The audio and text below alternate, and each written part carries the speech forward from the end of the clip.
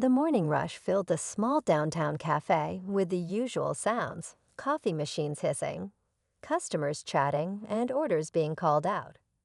Richard sat alone at a corner table, stirring his coffee absent-mindedly. His worn hoodie and simple jeans helped him blend in, just another regular grabbing breakfast before work. No one here would recognize him as the CEO of one of the most successful food chains in the country. And that was exactly the way he wanted it.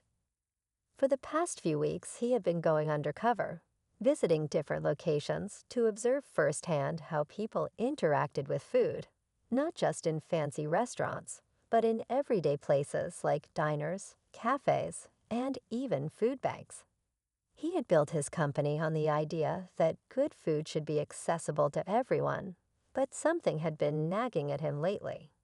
He wanted to see with his own eyes what was happening at the ground level. As he took another sip of his coffee, something caught his attention near the counter. Two young boys, no older than 10, stood just outside the cafe window, their noses nearly pressed against the glass. They weren't playing or goofing off like kids usually did. Instead, they stood frozen, their eyes fixed on the trays of warm pastries and sandwiches behind the glass. Richard set his cup down. He had seen hunger before, but there was something about the way these boys looked at the food, like it was something out of reach, something they desperately wanted, but knew they couldn't have. One of the boys, the older one, tugged at his younger brother's sleeve, whispering something. The younger boy nodded, his little hands gripping the straps of his too big backpack. Together, they stepped inside hesitantly, as if unsure whether they were even allowed to be there. Richard watched as they shuffled toward the counter. The older one, who couldn't have been more than 11, stepped up with forced confidence. "Excuse me, ma'am," he said to the cashier. "Do you have anything that's going to be thrown away?" The cashier, a woman in her 40s, gave them a sympathetic look but shook her head. "Sorry, sweetheart, we can't give away food like that. Store policy." The younger boy lowered his head, clearly trying to hide his disappointment. The older one swallowed hard, nodding as if he had expected that answer. Richard felt something tighten in his chest. Before he could react, an impatient voice from behind interrupted the moment. "Hey, some of us are trying to order here." A man in a suit, holding a leather briefcase, shot the boys an annoyed look before turning to the cashier. "I'll have a double espresso and a croissant to go." The boys stepped back quickly, apologizing under their breath as they turned to leave. Richard stood up. "Hey, wait," he called out, keeping his voice calm. The boys froze, unsure whether to run or stay. He offered a small smile. "You guys hungry?" The older one hesitated, his protective instincts kicking in. "We're okay," he said quickly. The younger boy, however, looked up at his brother, then back at Richard. He hesitated before nodding slightly. Richard didn't push. Instead, he walked back to the counter and ordered a full breakfast: pancakes, eggs, toast, and 2 glasses of orange juice. When the plates were ready, he carried them over to a table near the window. "I got extra food," he said, taking a seat. "Could use some help finishing it." The younger boy's eyes widened, but he waited for his brother's approval. The older one studied Richard carefully, clearly weighing the risks. Finally, after what felt like an eternity, he gave a small nod. The boys sat down cautiously. At first, they ate carefully, as if they were afraid someone might take the food away. But once they realized no one would, they began eating faster. Richard didn't ask questions right away. Instead, he let them eat, giving them the space to feel comfortable. After a few minutes, he spoke. "I'm Richard." The older boy wiped his mouth with the back of his hand. "I'm Ethan. This is my brother, Jake." Richard nodded. "Nice to meet you both." He took a sip of his coffee. "You guys live around here." Ethan's posture stiffened slightly. Sort of. Jake still focused on his food, mumbled, "We used to." Ethan shot him a look, but Richard didn't press. He could tell they were being careful about what they shared. Instead, he changed the subject. "You guys in school." Ethan nodded. "Yeah, but we're on a break right now." Jake glanced up. "Not really. We just hadn't been able to go for a bit." Richard understood immediately. It wasn't a vacation. They simply hadn't been able to attend. Whether it was because of moving around too much or not having the right supplies, he wasn't sure yet. As they ate, Richard learned a little more about them. Their mom was working long hours, but things had been tough lately. Sometimes there just wasn't enough money for food. Ethan, despite being so young, carried himself like an adult. He watched over Jake, making sure he ate enough, making sure he was okay. It was clear he felt responsible for his little brother, even though no kid should have to carry that kind of burden. Richard felt a wave of emotions wash over him. Anger that kids had to live like this, frustration at a system that let it happen, and a deep sense of determination. He wasn't sure what he was going to do just yet. But one thing was certain, this wasn't the last time he was going to see Ethan and Jake. As they finished their meal, Ethan sat up a little straighter. "Thank you," he said, his voice firm. "We appreciate it. But we can't take more than this. We're okay." Richard respected that. He wasn't here to make them feel like a charity case. He was here because he cared. He reached into his pocket and pulled out a small business card, not with his CEO title, just a number. "If you ever need anything," he said, sliding it across the table, "just call." Ethan hesitated before taking it, his expression unreadable. Jake, on the other hand, grinned. "You're cool." Richard chuckled. "I try." As the boys stood up to leave, Richard watched them go, feeling a strange mix of emotions. He didn't know it yet, but this moment was about to change everything. Richard sat in the cafe long after Ethan and Jake had left, staring at the spot where they had been sitting. He couldn't shake the feeling that there was more to their story, something they weren't saying. The way Ethan carried himself, the way he protected his younger brother, it wasn't just the normal responsibility of an older sibling. It was something heavier, something deeper. He pulled out his phone and scrolled through his messages. His assistant had sent him a reminder about an important board meeting that afternoon, but he barely registered the words. Right now, none of that seemed important. His mind was stuck on those two boys. Before he even realized it, he was up and out the door, walking down the street in the direction they had gone. He didn't know what he was looking for, maybe just a sign that they were okay. But as he turned the corner onto a quieter street, he spotted them a few blocks away. They were sitting on the edge of a small park, their backpacks at their feet, talking in low voices. Richard stayed back, not wanting to startle them. He watched as Ethan pulled something from his pocket, a small crumpled piece of paper. He unfolded it carefully, his expression tense. Jake leaned in, looking over his brother's shoulder. After a moment, Ethan stuffed the paper back into his pocket and ran a hand through his hair, clearly frustrated. Jake said something, and Ethan gave him a small, reassuring nod before standing up. They picked up their bags and started walking again, disappearing around the corner. Richard hesitated. He knew he couldn't follow them without seeming suspicious, but something about that exchange stuck with him. What was on that paper? Why did Ethan look so worried? Shaking his head, he turned back toward the cafe, but his mind wouldn't let it go. Later that afternoon, he sat in the boardroom of his company's headquarters, surrounded by executives discussing sales numbers, market trends, and expansion plans. Usually he was fully engaged in these meetings, but today, his thoughts kept drifting. When there was a break in the conversation, he cleared his throat.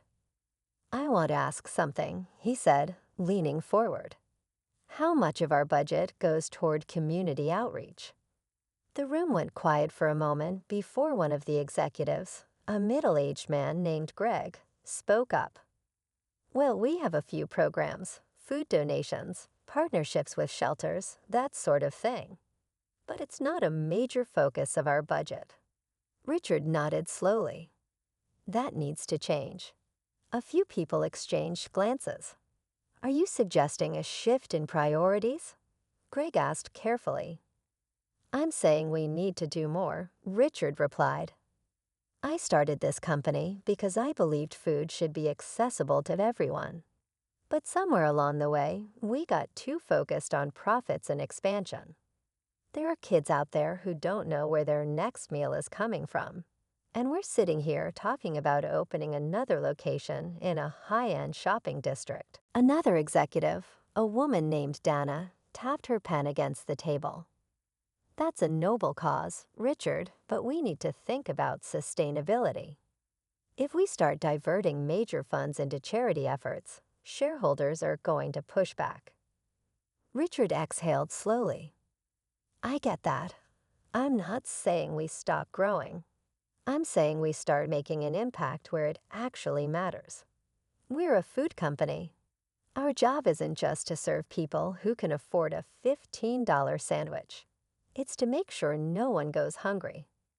The conversation continued, but Richard knew this wasn't something that would be solved in one meeting. He needed to take action himself. That evening, he went back to the same cafe, hoping he might see Ethan and Jake again. He waited, sipping his coffee, but they didn't show. Frustrated, he decided to walk around the neighborhood, keeping an eye out. After nearly an hour, he spotted them again, this time outside a small grocery store. They weren't going inside. Instead, they stood near the entrance, watching as people came and went.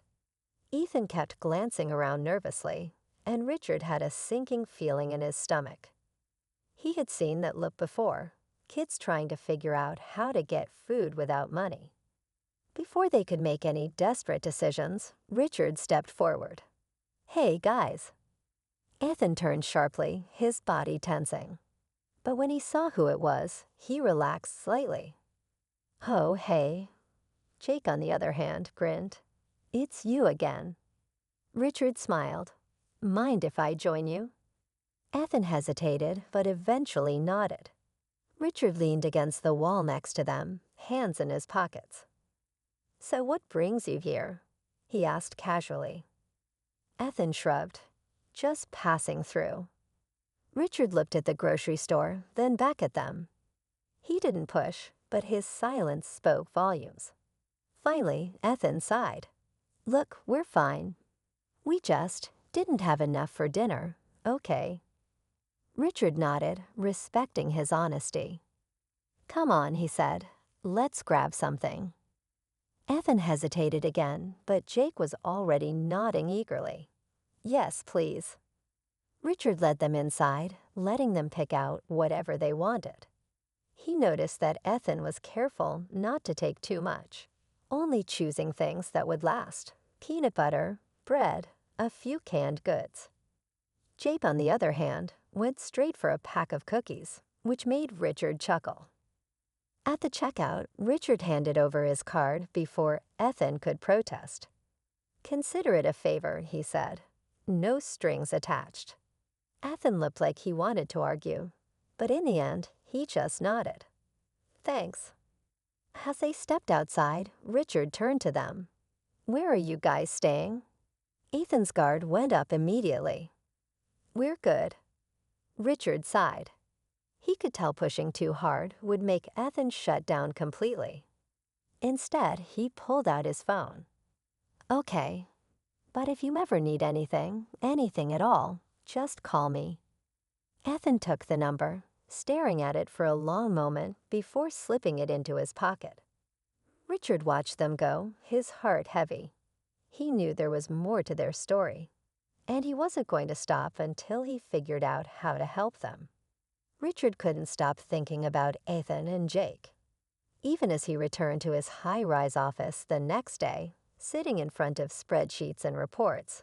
His mind kept drifting back to the way Ethan had guarded his little brother, how hesitant he had been to accept help. There was something deeper going on, something Richard wasn't seeing yet. Later that evening, as he stepped out of his office, he found himself driving back to the same neighborhood where he had first met them. He didn't know what he was hoping for, maybe just another chance to check on them. But after circling the area a few times, he found no sign of the boys. He parked and got out, walking through the streets, passing small shops and diners. At a bus stop, he saw a woman sitting with a worn-out bag, staring blankly at the street. Something about her felt familiar, but he couldn't place it until he saw the small backpack at her feet. It was the same one Jake had been carrying the night before. Richard approached cautiously. "Excuse me," he said gently. "Are you waiting for someone?" The woman looked up, startled. She had tired eyes and worry lines across her face. I don't know," she said. I'm just trying to figure things out." Richard hesitated, realizing this was no stranger. This was Ethan and Jake's mother. "You have 2 sons, don't you?" he asked carefully. Her eyes flickered with suspicion, but then her shoulders slumped. "Yes," she admitted. "Ethan and Jake." Richard sat down on the bench beside her. "I met them the other night. They're good kids." She nodded, rubbing her hands together. "They are. They really are." She hesitated before adding, "Ethan's been trying to take care of Jake. He's too young for that kind of responsibility." Richard could hear the weight in her voice.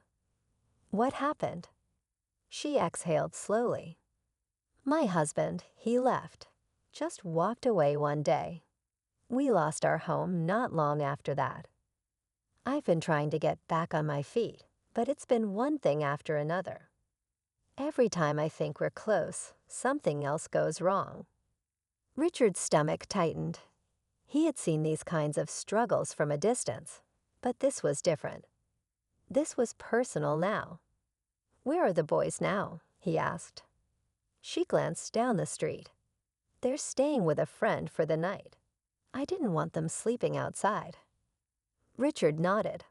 "That's good, but you can't keep living like this." She let out a bitter laugh. "You think I don't know that," she said. "I've tried shelters, but they're always full. I've applied for jobs, but without an address, people don't take you seriously. It's a cycle, and I don't know how to break it." Richard felt a surge of frustration, not at her, but at the system that let people like her fall through the cracks. He owned a company that provided food to thousands of customers every day, yet here was a mother struggling to feed her children. He pulled out his phone. "I think I can help," he said, "but you have to trust me." She looked at him wearily. "Why? Why would you help us?" Richard met her gaze. "Because I can, and because your sons deserve a chance." She didn't answer right away, but finally she gave a small nod. Richard stood up. "Come on, let's go find them." They walked through the streets together, heading toward the small apartment where Ethan and Jake had been staying. Richard could feel the weight of the situation pressing down on him, but he also knew one thing for sure. He wasn't walking away from this. Not now. Not ever. As Richard and the boy's mother made their way through the dimly lit streets, the air felt heavy with unspoken worries.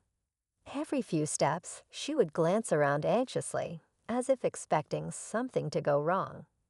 Richard could sense the hesitation in her movements, the way her fingers gripped the strap of her worn-out bag a little too tightly. Finally, they arrived at a small, run-down apartment complex. The hallway smelled of damp concrete and faint traces of cigarette smoke. She knocked softly on one of the doors, and after a few moments, it creaked open. Ethan stood in the doorway, his eyes widening in surprise when he saw his mother standing beside Richard. Behind him, Jake peeked out, rubbing his tired eyes. Mom, Ethan's voice was cautious, like he wasn't sure if this was real. She gave him a small, hesitant smile. Hey, sweetheart. I'm here. Jake rushed forward, wrapping his arms around her waist. I missed you, he murmured.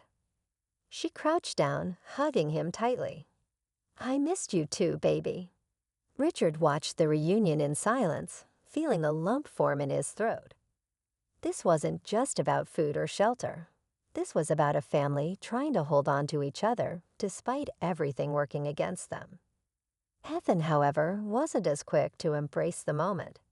He crossed his arms, his eyes flicking between Richard and his mother. What's going on? He asked, his voice edged with suspicion. Richard admired the boy's protectiveness. He wasn't just a kid. He had been forced into the role of a guardian, carrying responsibilities no child should have to bear. I met your mom tonight, Richard said, keeping his tone gentle. She told me everything, and I want to help. Ethan's eyes narrowed. Why? Richard didn't blame him for doubting. People had probably promised things before and never followed through. He knelt down so he was at eye level with Ethan. Because I can, and because no one should have to go through this alone. Ethan didn't respond right away. He just stood there, searching Richard's face, as if trying to figure out whether he was telling the truth. Then after what felt like forever, Ethan finally gave a small nod. That was all Richard needed. He pulled out his phone and made a call. Chris, he said when his assistant answered, I need a safe place for a family tonight. Somewhere comfortable. Ethan's mother's eyes widened. Wait, what? Richard held up a hand. Just trust me. Within minutes, Chris had arranged everything. A hotel room was ready, complete with warm beds, food, and a place where the boys could finally rest without fear. The moment they stepped into the hotel lobby, Jake's eyes went wide. He clutched his mother's hand. Are we really staying here? Richard smiled. Yes, buddy. You and your family deserve this. But even as relief settled over them, Richard knew this was only a temporary fix. The real battle was just beginning. Helping them for one night wasn't enough. He needed to find a way to give them a future. And he had an idea. He just didn't know if Ethan and his mother would accept it. As they settled into the hotel room, the warmth of the space contrasted sharply with the life they had been living. Jake bounced onto one of the beds, letting out a giggle as he sank into the plush blankets, while Ethan remained standing near the door, his arms crossed, still watching Richard with guarded eyes. Their mother, Sarah, sat at the edge of a chair, running her hands over her jeans nervously, as if she still couldn't believe any of this was real. Richard could sense the weight of their uncertainty. He wasn't just offering them a place to stay. He was appending their world, and trust wasn't going to come easily. He sat down across from Sarah and met Ethan's gaze. This isn't just for tonight, he said. I want to help you get back on your feet for good. Sarah let out a shaky breath. I don't understand. Why would you do this? Richard hesitated for a moment. He wasn't ready to reveal everything, not yet. Let's just say I've seen what it's like when people slip through the cracks. I don't want that to happen to you and your boys. Ethan shifted uncomfortably. So what's the catch? No catch, Richard said. Just an opportunity. Before he could explain further, his phone vibrated in his pocket. When he glanced at the screen, his stomach tightened. It was an urgent message from Chris. Asterisk, asterisk, call me now. It's important. Asterisk, asterisk. Richard excused himself and stepped into the hallway. The second he called, Chris picked up. Boss, we've got a problem, Chris said, his voice low and serious. Richard's heart pounded. What is it? Chris hesitated, then finally said, Sarah's past isn't what we thought. There's more to her story. Richard's pulse quickened. What do you mean? Chris exhaled sharply. She's connected to something bigger. I checked into her records, and she used to work for one of our competitors. Not just as an employee. She was deep in the company, right until the moment she disappeared. And get this, the company went under right after she left.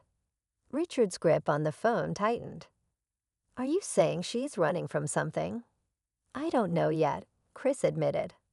But I don't think she just lost her job and ended up homeless by accident. Someone might be looking for her. Richard's mind raced.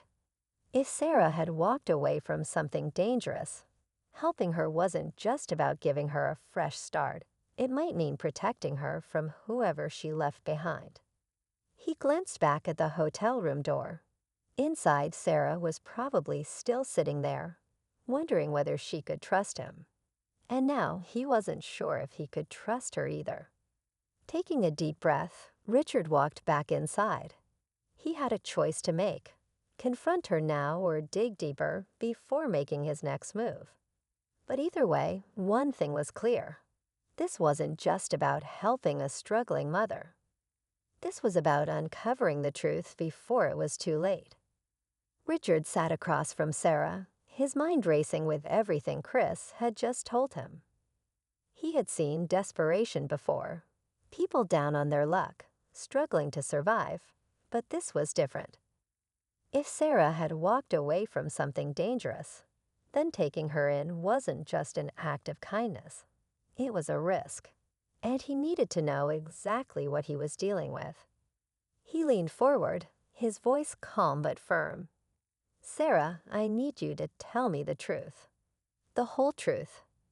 Sarah's body tensed. She looked at her boys, then back at Richard. I don't know what you're talking about. Richard sighed. I know about the company you worked for. I know you left right before it collapsed. And I have a feeling that wasn't a coincidence. Her breath caught, and for a moment, it looked like she might deny it again. But then her shoulders slumped, and she ran a shaky hand through her hair. I didn't want to bring you into this, she whispered. Ethan sat up straighter. Mom, what's going on? She hesitated, then turned to her sons. I never told you why we had to leave. I was trying to protect you. Jake frowned. From what? Sarah swallowed hard. I worked for a company that wasn't what it seemed. On the outside, it looked like a legitimate business, but behind closed doors, they were involved in fraud. Big fraud. I was just an accountant, but I started noticing numbers that didn't add up. When I tried to ask questions, I was warned to stop. And when I didn't, I became a problem. Richard's jaw tightened. They forced you out. Sarah nodded. Not just out of the company. They ruined my credit, blacklisted me from every job I applied for. And when that wasn't enough, they made sure I had nowhere to turn. I lost everything overnight.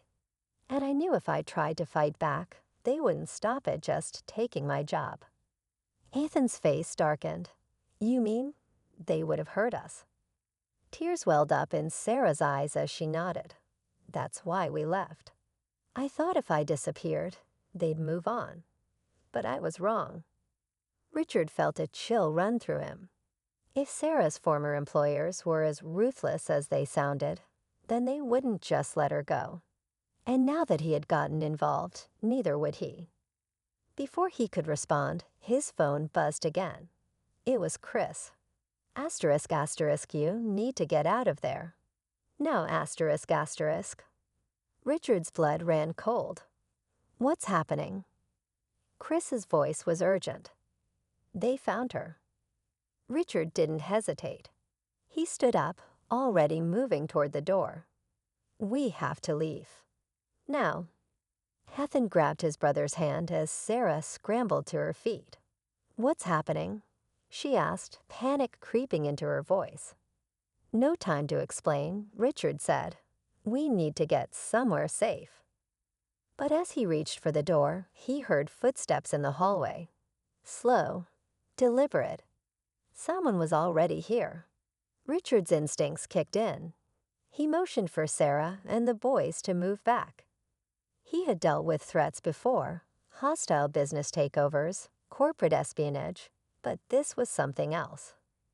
This was life or death. The doorknob turned. Thinking fast, Richard grabbed the nearest chair and wedged it under the handle, locking the door for now. He turned to Sarah. "Is there another way out?" She shook her head, fear in her eyes. The pounding on the door started, heavy and insistent. Richard pulled out his phone and sent a quick message to Chris. Asterisk asterisk, we're trapped. Get back up. Asterisk asterisk. Then, just as the pounding grew louder, a voice called from the other side. "Sarah, we know you're in there." Sarah's face went pale.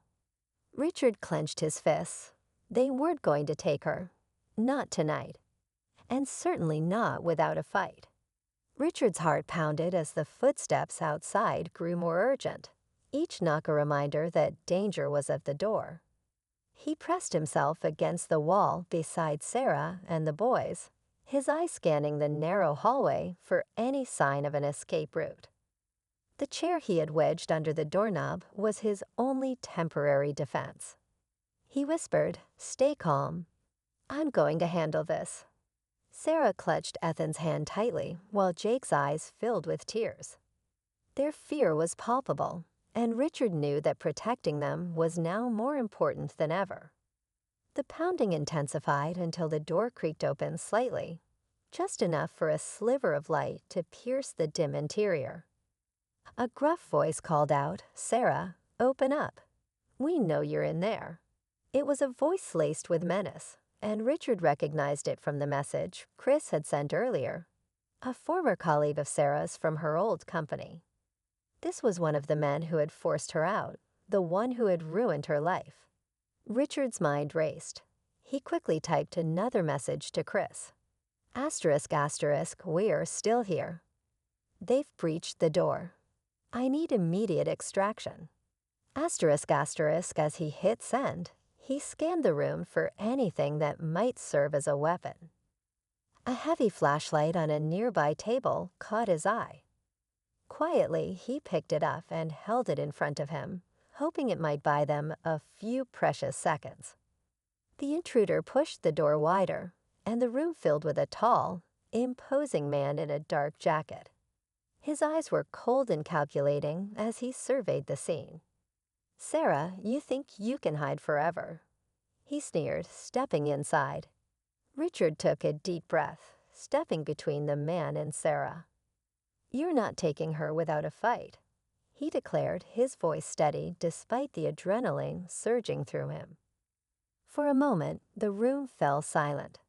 The intruder's eyes flickered with something, surprise, perhaps, at Richard's sudden defiance. "You," he said incredulously, glancing between Richard and Sarah. "I thought you'd have the decency to keep out of this." His tone shifted to one of threat as he moved closer. Before the situation could escalate further, a loud knock echoed from the door again, louder than before, accompanied by several hurried voices. Through the slight gap, Richard saw flashing blue and red lights. Chris had managed to send backup. The intruder cursed and stepped back, glancing at the door as if calculating his next move. "You're too late," he spat.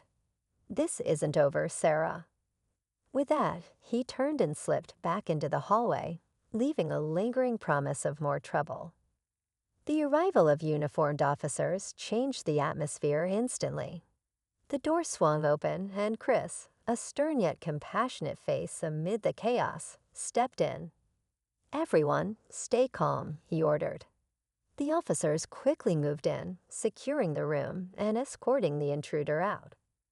The tension slowly eased as Richard lowered the flashlight, his hands shaking slightly. He could see that Sarah was trembling, her eyes wide with a mix of relief and lingering fear. Chris approached Richard and Sarah, his voice firm but gentle. "Are you both all right?" he asked, glancing at the boys, who clung to their mother.